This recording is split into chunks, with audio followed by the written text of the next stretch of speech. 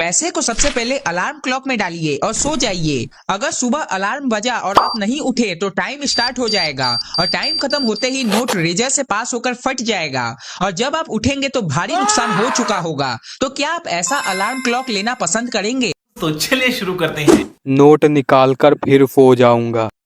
बात तो सही है। अगर अंबानी होते तो फिर जरूर ऐसा अलार्म लेना पसंद करते। हैं? ये क्या हो गया? ये क्या सुन रहा हूँ मैं? भाई नोट डबल होता तो ले लेते। क्या बोला तूने? भाई मैं पेपर डालता हूँ। मैं गरीब हूँ। मैं गरीब हूँ। नकली नोट डालकर सोऊंगा। बड़ा हरामी हो बेटा। 500 ही हो तो उठना ही क्यों है।